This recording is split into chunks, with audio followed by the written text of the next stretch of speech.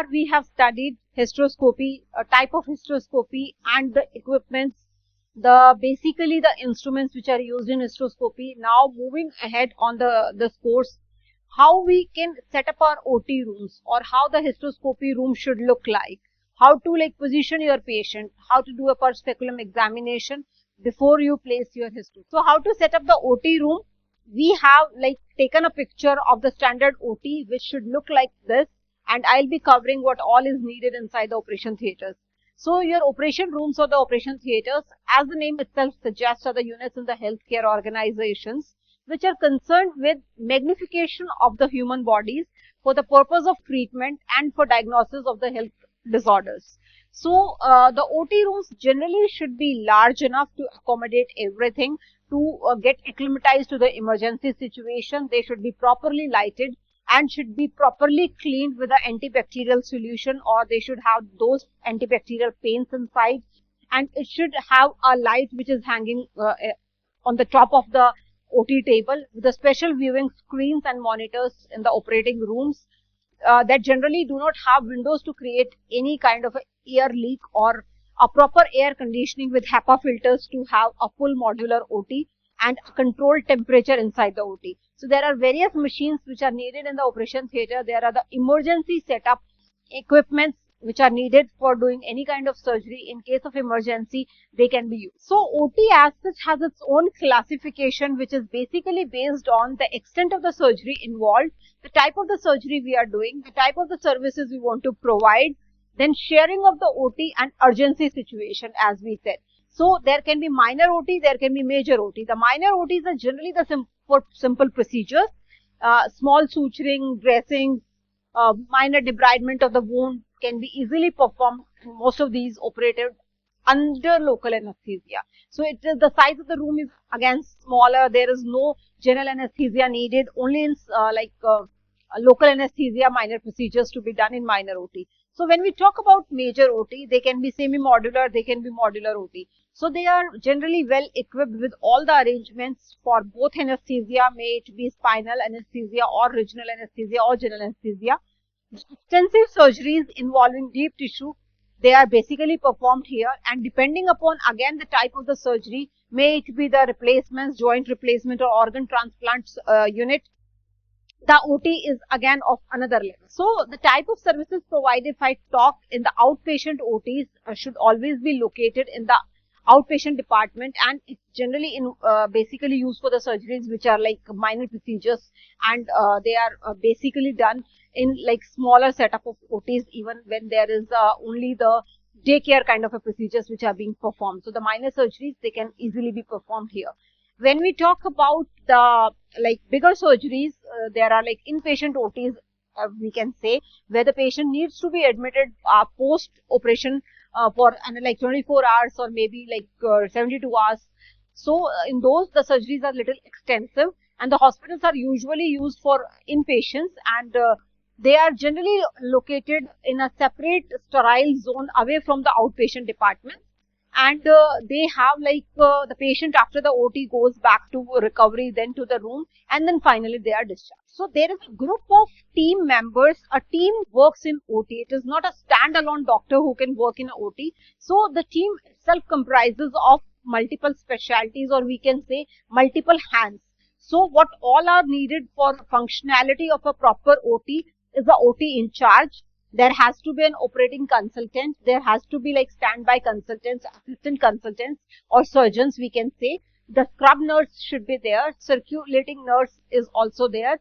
Anesthetist should be there. Then the OT technicians are needed. The pre-recovery staff, the post-recovery staff, sterilization staff, all are needed, and all work as a team in a single surgery. So they have been positioned at different position in the OT. They have been assigned with different work. The work is already been assigned to them, and every person is doing their own work with the team coordination in a single surgery. So basically there is a principle which works in toto. So all the OT staff and the patient mostly in the OT attire on entering zone 1. So OTs are divided into different zones actually. So when we say there is a like zoning in the OTs generally, So there has to be the proper attire one should wear before they enter the zone 1. So the OT attire mostly include the OT like shirt, shoes, slippers, mask, gown, all should be sterilized and should be worn before we enter into the OT complex. So any part of the OT attire must be changed when they are visibly soiled. No person should should be out from the OT area after the once the OT is being started, and they should leave the OT once it is completed. So as far as possible, the OT attire staff should have all sizes to basically fulfill the needs of different people. So all staff generally should be in the OT attire, and they should be aware of the policies which work in the OT. The proper sterilization, the proper safety for everybody who is working in the OT should be done and should always be followed as per the standard guidelines. And if there is any kind of a leak or any kind of soiling of the clothes or cap or mask, there is tear in the gloves, they should be properly changed well in time. So the general principles, if we talk about what is to be done in the operation theaters, so the discarded OT attire should be basically moved out of the OT area as early as possible. The OT room should focus on maintaining asepsis. The whole concept is basically the sterilization and maintaining the aseptic condition for the patient, and that includes the whole team should be aseptic enough to have a particular procedure performed in the OT.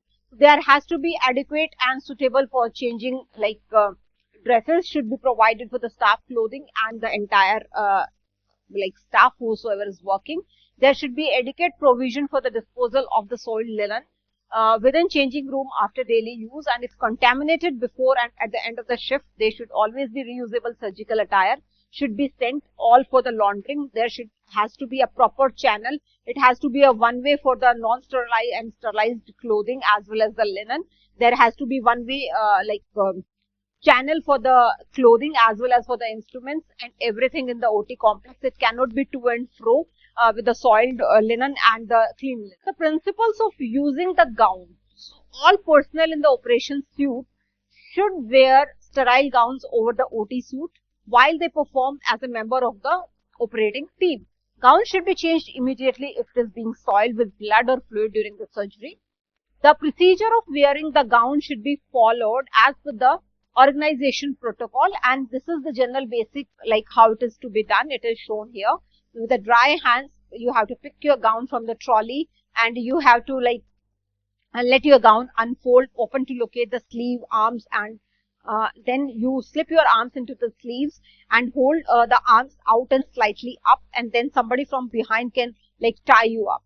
So when we come after wearing the gown, the second step which comes is to wear the gloves. So the hand hygiene, we say, wash your hands thoroughly with the antiseptic soap before you wear your gloves. There has to be a proper size of the gloves to be put on the trolley, and it should fit you properly to ensure a comfort and to even reduce the tearing risk.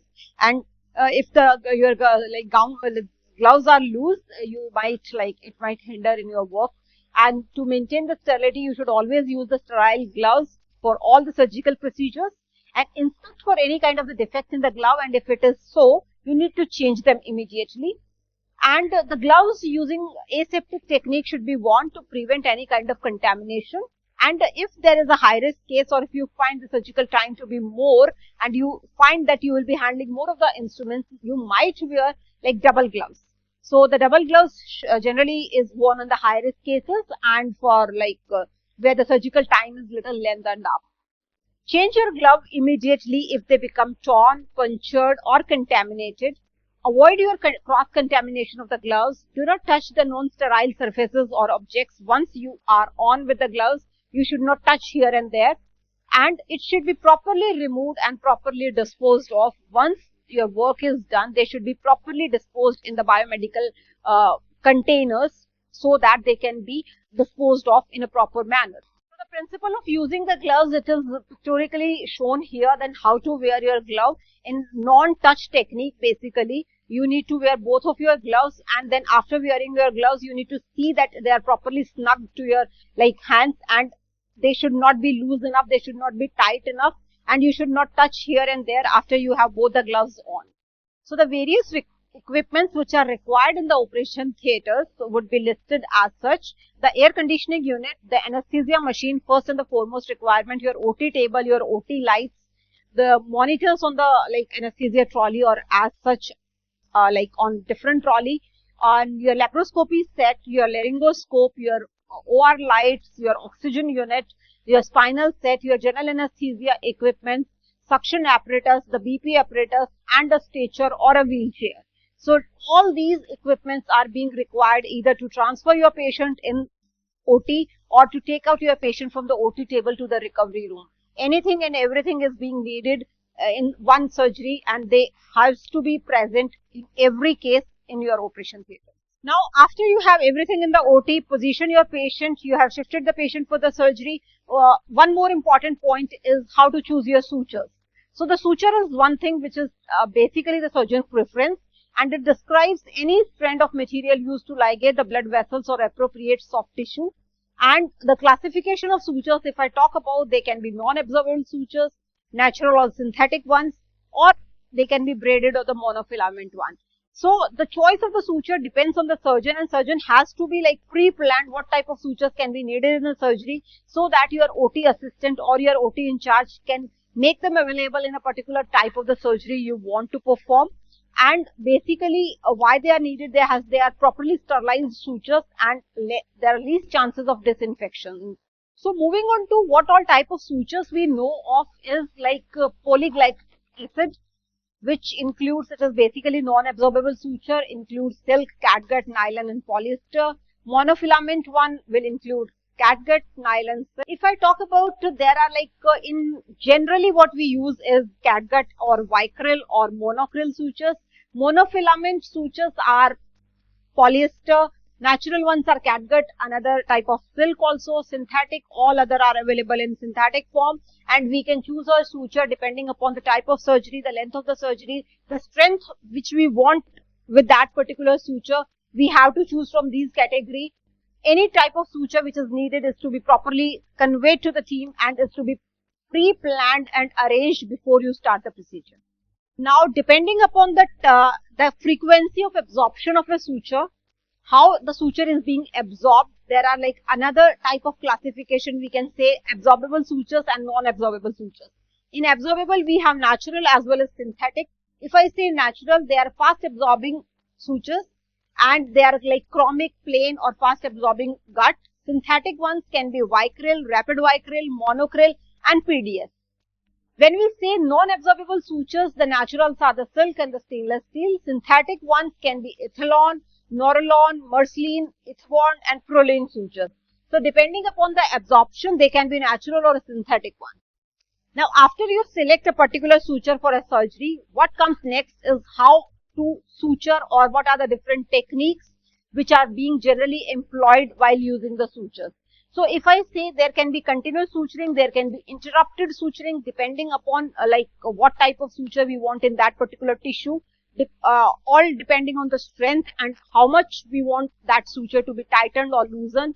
There can be different types, interrupting, continuous and mattress. And when we say there are different techniques of even suturing which can be learned on a practical basis, but although it is being shown here as a continuous suture, you take from one bite from here, one bite from there, and continuously you are suturing, and this looks something like this.